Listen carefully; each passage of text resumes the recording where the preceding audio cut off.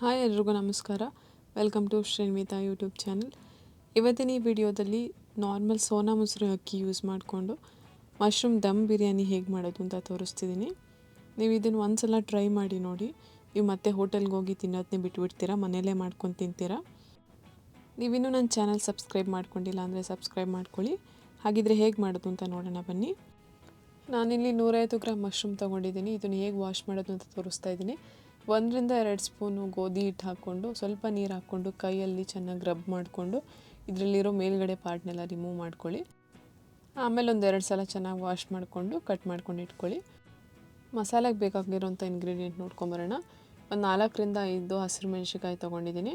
1 ಕಪ್ಪು ಕೊತ್ತಂಬರಿ, 1 ಕಪ್ಪು ಪುದೀನ ತೊಗೊಂಡಿದ್ದೀನಿ. 4 ರಿಂದ 5 ಬೆಳ್ಳುಳ್ಳಿ, 1-2 ಇಂಚು ಶುಂಠಿ ತೊಗೊಂಡಿದ್ದೀನಿ. ಹೋಲ್ ಗರಂ ಮಸಾಲ ತೊಗೊಂಡಿದ್ದೀನಿ. 1 ಸ್ಪೂನ್ ಜೀರಿಗೆ, 1 ಸ್ಪೂನ್ ಫೆನಲ್ ಸೀಡ್ಸ್ ತೊಗೊಂಡಿದ್ದೀನಿ. 1 ಮೀಡಿಯಮ್ ಸೈಜ್ ಆನಿಯನ್ ಈ ಥರ ಕಟ್ ಮಾಡ್ಕೊಂಡಿದ್ದೀನಿ. ಇವಾಗ ಒಂದು ಪ್ಯಾನ್ ತೊಗೊಂಡು 1 ಸ್ಪೂನ್ ಆಯಿಲ್ ಹಾಕ್ಕೊಂಡು ಫಸ್ಟು ಶುಂಠಿ ಬೆಳ್ಳುಳ್ಳಿನ ಚೆನ್ನಾಗಿ ಹುರ್ಕೊಳ್ಳಿ. ಇದು ಸ್ವಲ್ಪ ಪಿಂಕ್ ಕಲರ್ ಬರೋವರೆಗೂ ಹುರ್ಕೊಂಡಾದ್ಮೇಲೆ ಹೋಲ್ ಗರಂ ಮಸಾಲ ಹಾಕ್ಕೊಂಡು ಜೀರಿಗೆ ಫೆನಲ್ ಸೀಡ್ಸ್ನೂ ಹಾಕ್ಕೊಂಡು ಸ್ವಲ್ಪ ಹುರ್ಕೊಳ್ಳಿ. 10 ಸೆಕೆಂಡ್ ಹುರ್ಕೊಳ್ಳಿ. ಅದಾದಮೇಲೆ ಹಸಿರು ಮೆಣಸಿನ್ಕಾಯಿ ಹಾಕ್ಕೊಂಡು ಅದನ್ನು ಒಂದು 10 ಸೆಕೆಂಡ್ಸ್ ಹುರ್ಕೊಳ್ಳಿ. ಇದಾದಮೇಲೆ ಕೊತ್ತಂಬರಿ ಮತ್ತು ಪುದೀನ ಹಾಕ್ಕೊಂಡು ಅದನ್ನು ಒಂದು 20 ಸೆಕೆಂಡ್ ಹುರ್ಕೊಳ್ಳಿ.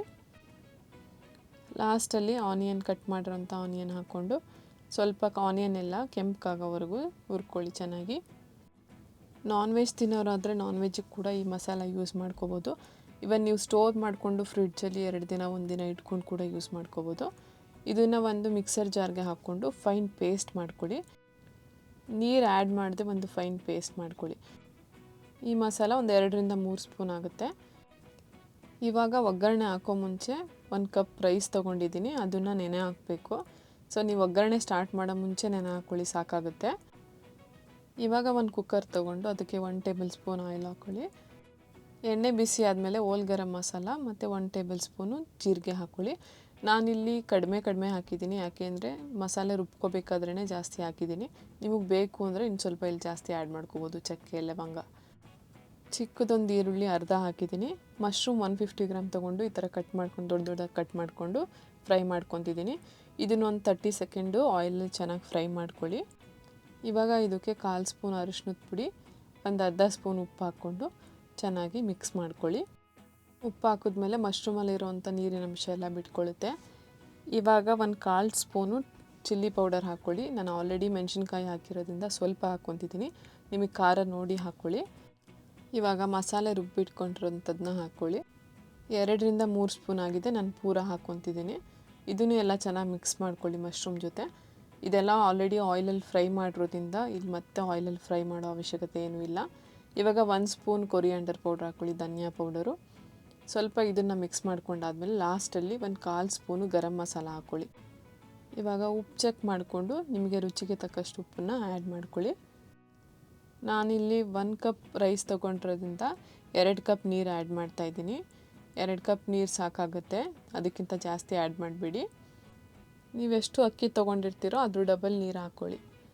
ಇವಾಗ ಇದು ಒಂದು ಕುದಿ ಬಂದಮೇಲೆ ನೆನೆಸಿಟ್ಟಿರೋಂಥ ಅಕ್ಕಿನ ಇದಕ್ಕೆ ಮಿಕ್ಸ್ ಮಾಡ್ಕೊಳ್ಳಿ. ನೋಡಿ ಇವಾಗ ಕುದೀತಾ ಇದೆ. ಈ ಮಶ್ರೂಮ್ ಬಿರಿಯಾನಿ ತುಂಬ ಬೇಗನೆ ಮಾಡ್ಬೋದು, ತುಂಬ ಸಿಂಪಲ್ ಪ್ರೋಸೆಸ್ ಇದೆ. ಡೆಫಿನೆಟ್ಲಿ ಮಿಸ್ ಮಾಡದೆ ಟ್ರೈ ಮಾಡಿ, ಹೇಗೆ ಬಂತು ಅಂತ ಕಮೆಂಟಲ್ಲಿ ತಿಳಿಸಿ. ಇವಾಗ ನೆನೆಸಿಟ್ಟಿರೋಂಥ ಅಕ್ಕಿನ ಹಾಕಿ ಒಂದು ಸಲ ತಿರುಗಿಸ್ಕೊಳ್ಳಿ. ಈ ಥರ ತಿರುಗಿಸ್ಕೊಳ್ಳೋದ್ರಿಂದ ಮಸಾಲ ಅಕ್ಕಿಗೆ ಚೆನ್ನಾಗಿ ಇಟ್ಕೊಳ್ಳುತ್ತೆ, ಟೇಸ್ಟ್ ಚೆನ್ನಾಗಿರುತ್ತೆ. ಇವಾಗ ಇದಕ್ಕೆ ಒಂದು ಅರ್ಧ ಸ್ಪೂನು ತುಪ್ಪ ಹಾಕ್ಕೊಳ್ಳಿ. ತುಪ್ಪ ಹಾಕಿದ್ರೆ ಇದು ಇನ್ನೂ ನೆಕ್ಸ್ಟ್ ಲೆವೆಲ್ ಟೇಸ್ಟ್ ಕೊಡುತ್ತೆ. ತುಪ್ಪ ಮಾತ್ರ ಮಿಸ್ ಮಾಡಬೇಡಿ. ಅರ್ಧ ಲೆಮನ್ ಹಾಕ್ಕೊಳ್ಳಿ, ಅರ್ಧ ಮುಕ್ಕಾಲು ಎಷ್ಟಾದರೂ ಹಾಕ್ಕೋಬೋದು. ಇವಾಗ ಲಿಡ್ನ ಕ್ಲೋಸ್ ಮಾಡಿಬಿಟ್ಟು 2 ವಿಷಲ್ ಕೂಗಿಸ್ಕೊಳ್ಳಿ. ನೀವು 3 ವಿಷಲ್ ಕೂಗಿಸ್ತೀರಾ ಅಂದರೆ ಲಾಸ್ಟಲ್ಲಿ ವಿಷಲ್ ತೆಗೆದುಬಿಡಿ. ಇವಾಗ ನೋಡಿ ರೆಡಿಯಾಗಿದೆ ಮಶ್ರೂಮ್ ಬಿರಿಯಾನಿ, ದಮ್ ಮಶ್ರೂಮ್ ಬಿರಿಯಾನಿ.